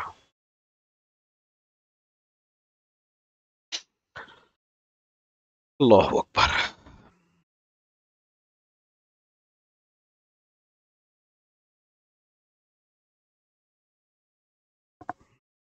नहीं समझा? एस भाई नहीं समझा? एस भाई नहीं समझा, मैं आपको फिर समझा देता हूं क्विकली। 150 रुपए में, 100 रुपए में सेब चला श्रीनगर से, 100 रुपए रेट था उसका जो मालिक ने तय किया कि भाई 100 रुपए मेरा खर्चा आया, ठीक है। अब जब 100 रुपए का खर्चा आया वहां श्रीनगर में, 50 रुपए फिर उसमें लगा कहेगा भाड़े का, ट्रक में आया है तो भाड़ा लगेगा ना, तो 150 रुपए का खर्चा आ गया। अभी मालिक ने अपना प्रॉफिट नहीं निकाला, उसने बोला, जो ड्राइवर आ रहा था या मालिक खुद आ रहा था, उसने बोला भाई 20 रुपए का इस पे कम से कम प्रॉफिट लेना है पर केजी के हिसाब से। तो 150 टोटल था, 20 रुपए उसने जोड़ दिया, तो ये हो गया 170। 170 के नीचे प्राइस नहीं जाएगा, ये वाला जो प्राइस कहलाता है ये कहलाता है सपोर्ट। और जो मैक्सिमम प्राइस है यानी कि रेजिस्टेंस, यानी कि धीरे धीरे बढ़ते बढ़ते 250 जब पहुंच जाएगा तो खरीदना बंद कर देंगे, उन्हें पता है यार 170 पे बेचेगा ये, तो इसलिए वो जो कहलाएगा रेजिस्टेंस कहलाएगा। और प्राइस क्या होता है वो तो मालूम ही है आपको, वॉल्यूम जितना ज्यादा बिकेगा या जितना बिकेगा वो कहलाएगा वॉल्यूम, ठीक है। चलो, इस सारी चीजों को समझने के लिए एक वेबसाइट है, जैसे हम स्क्रीनर को देखते हैं ना, बिल्कुल ऐसे ही एक वेबसाइट है जिसका नाम है investing.com, ठीक है। आप में से बहुत सारे लोग और दूसरी वेबसाइट यूज करते होंगे, बट मैं आपको अभी, देखो आपकी चॉइस है, आप कुछ भी यूज करो, मुझे इन्वेस्टिंग वाले कोई पैसे नहीं दे रहे प्रमोशन के, तो this is not a paid promotion. Investing free website है और मुझे उसके बहुत सारे फीचर बड़े अच्छे लगते हैं, तो मैं इन्वेस्टिंग को यूज करता हूं और मैं आप सबको भी बोलता हूं कि एज ऑफ नाउ, बाकी आपकी मर्जी, एज ऑफ नाउ अगर आप इन्वेस्टिंग यूज करेंगे तो शायद आपको चीजों को समझने में आसानी होगी, ठीक है। अब हम चलते हैं इन्वेस्टिंग पे, ठीक है, सॉरी, ओके। तो इन्वेस्टिंग पे जब आप जाते हैं, है ना, तो मैं दोबारा से आपको बताता हूं, देखो आप लोगों के लिए मैं फिर दोबारा से लगाता हूं। ये investing.com वेबसाइट है, इस पे आपने अपना वो बना लिया लिंक, अकाउंट बना लिया फ्री में जैसे मैंने बना रखा है। यहाँ पर आपने कोई भी कुछ भी लिख दो, TCS लिख दो, कुछ भी लिख दो, ठीक है। मैंने जैसे बिलिस गिविस, चलो बिलिस गिविस, कुछ भी लिख दो, कोई फर्क नहीं पड़ता है, ठीक है। आपने जब ये बना लिया तो आप इसको आगे बढ़े, यहाँ पर आपने लिखा, यहाँ पर क्लिक करेंगे टेक्निकल चार्ट पे। टेक्निकल चार्ट पे क्लिक करने के बाद ये थोड़ा साइज इसका बड़ा हो जाएगा, तो ये वैसे ही दिखाई देगा जैसा अभी थोड़ी देर पहले दिखाई दे रहा था। टेक्निकल चार्ट पे क्लिक किया और ये आपने यहाँ पे क्लिक, ये ऐसे आ गया। अब ऐसे आने के बाद आप जब देखोगे तो आपको ये ऐसे दिखाई देगा, तो आप इसको उठा के डाल दो ऊपर। यहाँ पर जो ये दिख रही है ना, ये ऐसे यहाँ पर जो ये दिख रहा है ये वाला चार्ट है, ये एरिया चार्ट है, ठीक है। तो एरिया चार्ट पे आप काम कर सकते हो या फिर आप कैंडल चार्ट पे काम कर सकते हो। कैंडल क्या होती है इसकी बात हम आराम से डिटेल में करेंगे, आप अभी उसमें कंफ्यूज मत होइए। ये जो नीचे आपको दिखाई दे रहे हैं ना, ये सब ये नीचे आपके वॉल्यूम के बार है। इस दिन ज्यादा बिका, कितना कितने कितने सेब बिके, इस दिन इतने सेब बिके, इस दिन इतने सेब बिके। लाल और ग्रीन होने से सेब के बढ़ने और घटने का फर्क नहीं है। ये जो बार का साइज है बेसिकली ये बताता है कि कितने बिके, यहां पर इतने बिके, यहां पर इतने बिके। आप यहां पर देख भी सकते हो। ठीक है।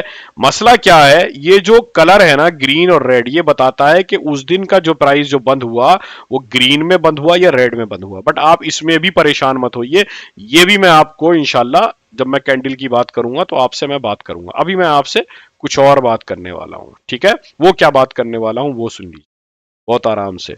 तो मैं आपको लगाता हूं ये वाला चार्ट। ठीक है, ये कैसे बनाते हैं इंशाल्लाह अगले सेशन में मैं आराम से बताऊंगा। ठीक है, अभी जो मुझे समझाना है वो आपको डिमांड और सप्लाई का कॉन्सेप्ट समझाना है, 150 और 270 का समझाना है। ये आप देख रहे हो, यहां से आप देखना शुरू करो अगर चार्ट पे, तो ये देखो एक बेस बना 170 वाला। 170 वाला बेस कहां बनना है, ये चार्ट है कजारिया का। 860 रुपए पे जब प्राइस आता है तो लोगों को लगता है कि ये शेयर जो है 860 रुपए पर सस्ता है, वो खरीद लेते हैं। देखो यहां पर आया, यहां पर फिर खरीदारी हुई, फिर ऊपर गया, फिर नीचे आया, फिर खरीदारी हुई, फिर ऊपर गया, फिर नीचे आया, फिर खरीदारी हुई, और फिर ये ऊपर की तरफ और बढ़ गया, ऊपर की तरफ गया, फिर नीचे आया। अब ये यहां से बढ़ के 170 से बढ़ के जो शेयर सेब का प्राइस था वो कितना पहुंच गया, मान लो 200 रुपए पहुंच गया। क्यों? क्योंकि पीछे से ही मंडी जो है अगले हफ्ते जो है वो तेल का प्राइस बढ़ गया तो भाड़ा बढ़ गया मान लो, या फिर जो मालिक है उसने कह दिया कि नहीं भाई अब सेब कम हो गए, हम थोड़ा मोटा प्रॉफिट कमाएंगे। तो इसी तरीके से यहां पर जो था वो अब जो इसका सपोर्ट बन गया वो बन गया 940 पे। पहले कहां पे था, पहले था 858 पे। 858 पे जब भी प्राइस आता था तो वापस ऊपर की तरफ चला जाता था। अब और यहां पर जब आता था 938 पे तो ऊपर की तरफ तक चला जाता था। इसी तरीके से अब ये अगर हम यहां पर देखते हैं तो यहां पर आप इस चीज को देखो, ये जो हमने लाइन बनाई है, लाइन कैसे बनाते हैं, क्यों बनाते हैं, कहां बनाते हैं, कब बनाते हैं, ये आप अभी अपने दिमाग से निकाल दो। आप सिर्फ ये चीज देखो कि ये कैसे काम कर रही है ना। अभी 2 मिनट बाद मैं आपको बताता हूं कि लाइन कैसे बनाते हैं। ठीक है, यहां पर आप देखोगे कि यहां टकराया, कितने का प्राइस है 1374, और ये नीचे चला गया, नीचे चला गया, फिर इसने यहां पे देखो सपोर्ट लिया। कहां पर सपोर्ट लिया, 885 पर। एक बार, दो बार, ये ऊपर जाके फिर रेजिस्टेंस, ऊपर रेजिस्टेंस, ऊपर रेजिस्टेंस, यहां से रेजिस्टेंस, फिर उसके बाद ये इस रेजिस्टेंस को तोड़ के निकल गया, फिर इसने यहां पर थोड़ा बहुत छोटा सा रेजिस्टेंस लिया और उसके बाद ये नीचे आ गया। ठीक है, इस तरीके से अगर आप देखोगे तो नीचे की जो लाइंस हैं बेसिकली वो क्या हैं आपकी, वो है आपकी सपोर्ट, और ऊपर की जो लाइन है वो आपकी है रेजिस्टेंस। ठीक है, सपोर्ट बेस का काम करती है, वहां पर शेयर अपनी एक्चुअल फेयर वैल्यू पर आ जाता है। लोग ये सोचते हैं कि ये इसका एक्चुअल कीमत है, मतलब कम से कम इतना तो है, लेकिन गारंटी नहीं है कि वही कीमत हो। और भी रीजन हो सकते हैं कि वो नीचे गिर जाए, रिजल्ट अच्छे ना आए, या मान लो मार्केट में तबाही मच जाए। इसी तरीके से रेजिस्टेंस भी एक माइंड सेट होता है बेसिकली कि 250 रुपए का सेब का प्राइस जो है वो थोड़ा ज्यादा है, लेकिन एक वक्त आता है जब डेंगू फैलता है और लिए लोग जो है कीवी 500 रुपए भी खरीदने के लिए तैयार हो जाते हैं। क्लियर? सपोर्ट रेजिस्टेंस सबको समझ में आ गया मैंने क्या बताया। शेयर प्राइस पर हम कैसे चेक करते हैं, सेब का price versus support resistance on chart कैसे चेक करते हैं, ये दिख गया आपको। कैसे बनाते हैं ये मैं अभी बताता हूं। क्लियर क्लियर क्लियर, जल्दी जल्दी बोलो हाँ हाँ। कुछ कुछ समझ में आया, कोई बात नहीं, आप ड्रॉ करोगे, अभी मैं ड्रॉ करके बताऊंगा तो आपको समझ में आएगा। ठीक है, ओके। अब चलो हाँ आ गया लोगों को। अब इसमें क्या करते हैं हम, इसमें कुछ नया करते हैं। कुछ नया क्या करते हैं हम, मान लो यहां पर डालते हैं रिलायंस, है ना। यहां पर हम ये कैसे बनाते हैं मैं बता दूंगा इंशाल्लाह, एक छोटा सा वीडियो आपको मैं बता दूंगा कि इंशाल्लाह। आप अभी ये खोलिएगा, ऐसे बड़ा करिएगा, और क्या कहना चाहिए, ऐसे ये आपका होमवर्क है बेसिकली, आपको सपोर्ट रेजिस्टेंस ड्रॉ करना है। यार मेरे साथ यही प्रॉब्लम है। यस, टाटा कंसल्टेंसी, ये मैंने यहां से उठा लिया। ठीक है, ये टाटा कंसल्टेंसी का चार्ट है ना। अब टाटा कंसल्टेंसी का चार्ट है, आपको इसमें क्या करना है बेसिकली, यहां पर जाना है। देखो यहां पर मैं दोबारा बता रहा हूं आपको, यहां पर जाना है। यहां पर और यहां से सबसे ऊपर वाली लाइन लेनी है।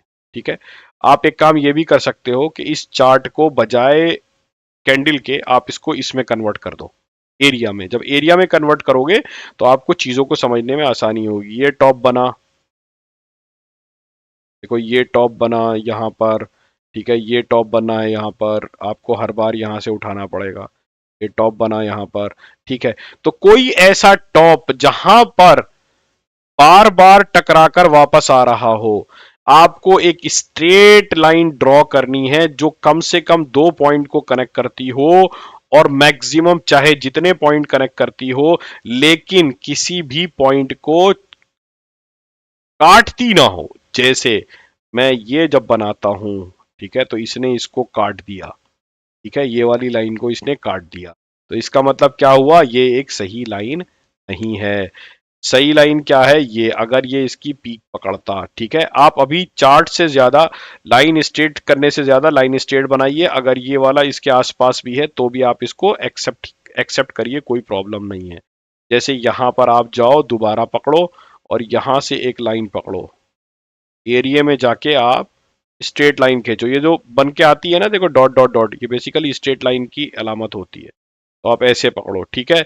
ये देखो यहाँ पर हल्का सा टच हो रहा है, यहाँ पर ये बार बार 3 बार रिपीट हुआ, ठीक है। इसी तरीके से देखो ये बार बार, 1 बार 2 बार 3 बार उसी प्राइस के आसपास ये टच होके वापस गया, ठीक है। आप उसके टॉप को टच करिए।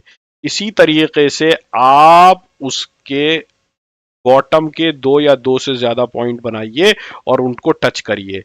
आप इसको देखो कैंडल में जब कन्वर्ट करोगे ना, तो थोड़ा सा ऊपर नीचे दिखाई देंगे, बट मोर और लेस सेम होंगे, ठीक है। ये देखो थोड़ा सा ऊपर नीचे होंगे।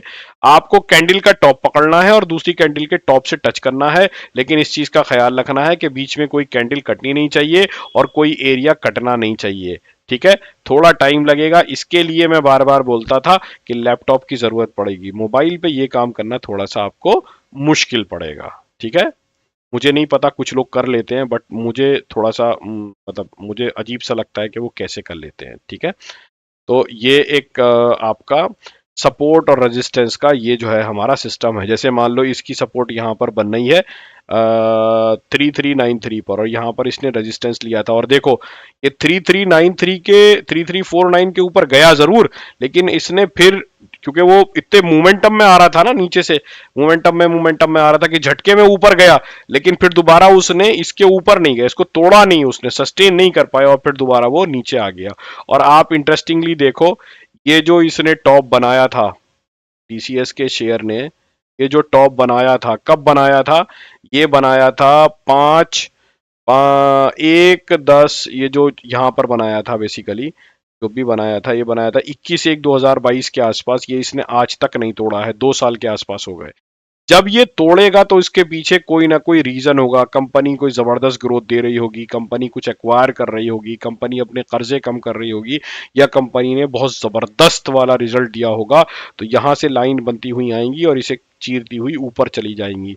फिर क्या होगा, इसका मतलब शहर में फैल रहा है डेंगू, और कीवी के प्राइस जो हैं लोग किसी भी कीमत पर खरीदने को तैयार हैं, ठीक है। इसका मतलब कंपनी जा रही है एक्सपेंशन फेज में, कंपनी जा रही है ग्रोथ फेज में, कंपनी का फ्यूचर लोगों को दिखता है, प्रोस्पेक्ट्स बहुत अच्छा है, और कंपनी का ये शेयर जो है उनको अभी ऐसा लगता है कि शायद सस्ते में अवेलेबल है। क्लियर?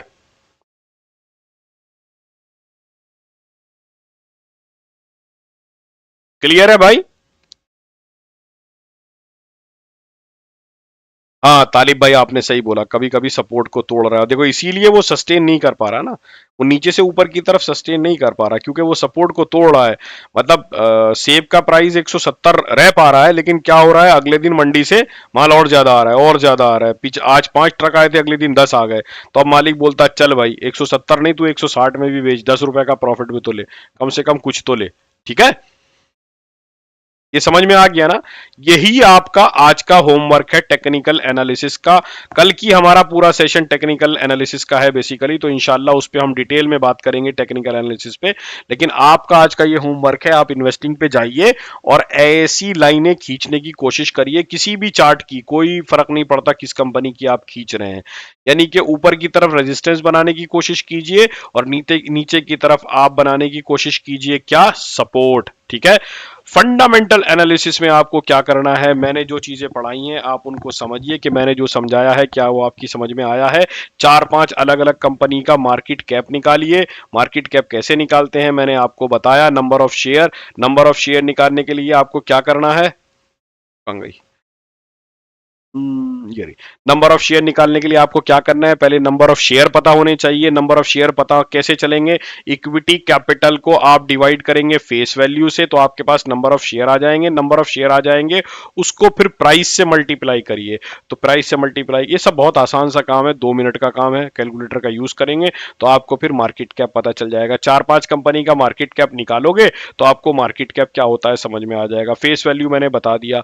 4-5 बड़ी बड़ी कंपनी जो आपकी नजर में है उनका डेट देखिए कितना है, उनका रिजर्व देखिए कितना है। आप में से कुछ लोग ये सवाल पूछते हैं सर हमारी वाली स्क्रीन में तो आता नहीं है, तो आप क्या करो, यहां पर जाओ एडिट रेशो के ऊपर, जो भी आपकी स्क्रीन है एडिट रेशो के ऊपर जाओ और यहां पर लिखो डेट। ठीक है? तो ये डेट आ जाएगा, उस पर क्लिक कर दो तो आपको ऊपर दिखने लगेगा। यहां पर जाओ, यहां पर लिखो रिजर्व, और तो ये रिजर्व आ जाएगा, इस पे क्लिक कर दो, ये आपको ऊपर दिखने लगेगा। ठीक है? इस तरीके से आपको करना है, तो आपकी स्क्रीन में भी यहीं पर दिखने लगेगा। ये आप एक बार, मैं इसको स्क्रीन, मेरी स्क्रीन का ये वाला स्क्रीनशॉट ले लो। ये जितने जितने मैंने लिखे हुए हैं, इस वैल्यू को छोड़ के और इस वैल्यू को छोड़ के, ये सारे के सारे आप ऐसे ही टाइप करोगे यहां पर एडिट रेशो करने के बाद, तो आपको ऐसे ही मिल जाएंगे, खुद ब खुद आपकी स्क्रीन में आ जाएंगे। ये वैल्यू और ये वैल्यू आप छोड़ दीजिए, बाकी आप सारे ऐड कर लीजिए, तो आप अपनी स्क्रीन को ऑलमोस्ट मेरे जैसा बना लेंगे। ठीक है?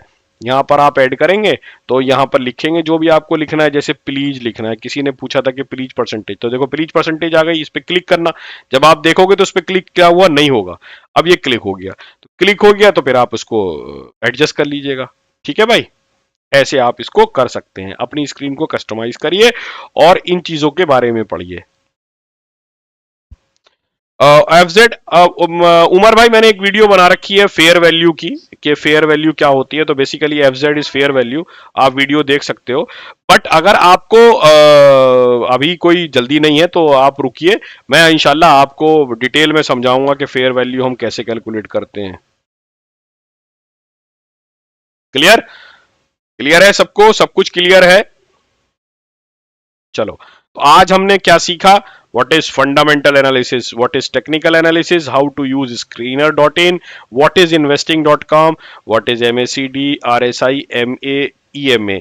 ये मुझे पता है, मैंने आपको सिर्फ इनका नाम बताया है, ये क्या होते हैं, इनको कैसे यूज करते हैं, ये मैंने आपको अभी तक नहीं बताया है, ये बात मुझे मालूम है, तो आप बिल्कुल घबराइएगा मत। ठीक है? कि ये तो बताया नहीं और यहाँ पे लिख दिया, मैं इन सब की बात करूंगा कल के सेशन में इंशाल्लाह, इसी के ऊपर बात होगी क्योंकि ये टेक्निकल एनालिसिस के पार्ट हैं।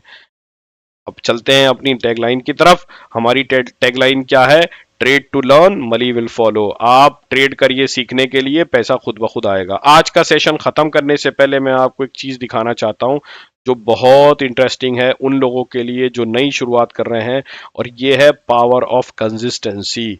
इसका सेशन से कोई लेना देना नहीं है, सीखने से कोई लेना देना नहीं है, लेकिन ये आपको बताने के लिए है कि आप अगर मार्केट में छोटा सा रिटर्न कमाएं और लगातार कमाएं तो आप अपना पैसा कहां से कहां पहुंचा सकते हैं। जैसे अगर आपने 1 जून को 3 लाख रुपए मार्केट में लगाए, 1 जून को 3 लाख रुपए मार्केट में लगाए, 1 जून 2023 को, और आप हर महीने 5% का रिटर्न लेते हैं, तो आपका पैसा 9,21,000 रुपए हो जाएगा 2 साल के अंदर, 1 मई 2025 तक। 3 लाख वुड बिकम 9 लाख। मैं आपको सुनहरे ख्वाब नहीं दिखा रहा हूं, दोबारा मैं बता दूं, मैं आपको रातों रात अमीर बनने के सपने नहीं दिखा रहा हूं, दोबारा बता दूं, मैं आपको अंबानी नहीं बनाऊंगा, बिल्कुल नहीं बनाऊंगा, मेरी औकात नहीं है, मेरी हिम्मत नहीं है कि मैं आपको अंबानी बना दूं।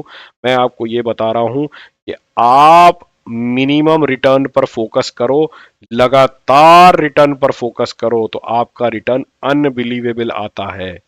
ठीक है, अगर आप 6 लाख रुपए लगाते हैं, 6 लाख रुपए लगाते हैं और 2 साल तक पर मंथ 5% कमाते हैं, फकत 5%, तो आपका पैसा हो जाता है 18 लाख। और अगर आप 5 लाख रुपए लगाते हैं और हर महीने 10% कमाते हैं, तो आपका पैसा 2 साल में होता है 44 लाख। ये कैलकुलेशन आप खुद भी कर सकते हो। ठीक है, तो आप एक ऐसी फील्ड में हैं जहां पर पैसा आपका वेट कर रहा है, इंतजार कर रहा है। ये 3 लाख की रकम 1 लाख लगाते हो तो उसी हिसाब से रिटर्न कम हो जाएगा, बट मल्टीप्लाई तो उसी रेशो में होगा। आप एक ऐसी फील्ड में हो जहां पर आप बहुत मोटा हलाल का पैसा बना सकते हो। लेकिन ऐसे नहीं आता है कि फैसल भाई ने बोल दिया कि ये शेयर अच्छा है तो खरीद लो, ना फला ने बोल दिया 2 रुपए का शेयर है 50 हो जाएगा खरीद लो। ऐसे नहीं होता है भाई। पैसा कमाने के लिए मेहनत लगती है। लोग मेहनत करते हैं, 10-10 15-15 साल लोग लगाते हैं। केजी से स्कूल में जाना शुरू करते हैं, 15 साल लगा के इंजीनियर बनते हैं तो 10,000 रुपए महीने की तनख्वाह मिलती है। उसके बाद फिर जॉब पर मेहनत करते हैं 5 साल 10 साल, तो उनकी तनख्वाह बढ़ के कितनी होती है? 50,000, 60,000, 70,000। और आप और हम ये चाहते हैं शेयर मार्केट में आज 1 लाख रुपए लेके आऊं और मैं क्या करूं, अगले दिन 2 लाख बना लूं, 3 लाख बना लूं, नॉन स्टॉप अपर सर्किट लग जाए।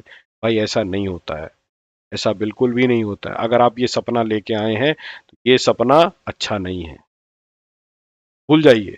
पैसा कमा सकते हो, ये मैं आपको दिखा रहा हूं। 5% आप किसी अच्छे ट्रेडर से पूछो कि 5% क्या शेयर मार्केट से बनाया जा सकता है ट्रेडिंग के लिए। आप मुझसे मत पूछो, उससे पूछो जो बना रहा है। क्या 5% बहुत, मतलब वो बोला 5 तो कुछ भी नहीं, 5 तो बना लेता हूं। लेकिन उससे पूछो क्या वो 5 बना रहा है। फिर बता दूं, एफएनओ में जो लोग ट्रेड करते हैं, ये डेटा है कि 90% के ऊपर लोग लॉस में रहते हैं। जो इक्विटी में ट्रेड करते हैं, मुझे ऐसा अंदाजा है कि शायद 70% के ऊपर लॉस में रहते हैं। सिर्फ 30% लोग ऐसे हैं जो इस मार्केट में पैसा बना रहे हैं, बाकी सारे के सारे लोग सिर्फ पैसा गंवा रहे हैं। क्यों? क्योंकि वो सीखना नहीं चाहते और रातों रात अमीर बनना चाहते हैं। अगर आप रातों रात अमीर बनना चाहते हैं तो भाई ये फील्ड आपके लिए नहीं है। अगर आप ईमानदारी के साथ हलाल की कमाई धीरे धीरे बढ़ाना चाहते हैं तो इंशाअल्लाह अल्लाह रब्बुल इज्जत आपकी कमाई में बरकत देगा और आप जो है वो कमाई बना सकते हैं धीरे धीरे करके। उसके लिए पहले आपको सीखना पड़ेगा। सीखने के लिए 6 महीने कम से कम प्रैक्टिस देनी पड़ेगी, रोज 1 घंटा 1.5 घंटा लगाना पड़ेगा। ठीक है, तो फिर आपको समझ में आएगा कि बात कैसे हो रही है। ठीक है भाई, चलो इसी के साथ फिर हम खत्म करते हैं। दुआओं की दरखास्त है, अगर याद रहे तो मुझे दुआओं में याद रखिएगा। मेरे माँ बाप को, मेरी बहन को, मेरे भाई को, मेरे बच्चों को, खुसूसी तौर से मेरी बहन को, वो एक बीमारी से गुजर रही हैं, तो अल्लाह रब्बुल इज़्ज़त उनको सेहत दे। मेरे माँ बाप बूढ़े हैं, उनके लिए दुआ करिएगा। बच्चे मेरे छोटे हैं, उनके लिए दुआ करिएगा। और अल्लाह ताला आपको आसानी दे, मुझे भी आसानी दे, मुझे भी हलाल कमाई दे, आपको भी हलाल कमाई दे इंशाल्लाह। इस मैसेज को लोगों तक पहुंचाएं ताकि वो हलाल कमाई की तरफ आएं। अपना जो फालतू का टाइम वो बर्बाद कर रहे हैं इंस्टाग्राम पर, यूट्यूब पर और फेसबुक पर, वहां से छोड़ें और अपने टाइम को सही जगह पर यूटिलाइज। ठीक है भाई, अल्लाह हाफिज।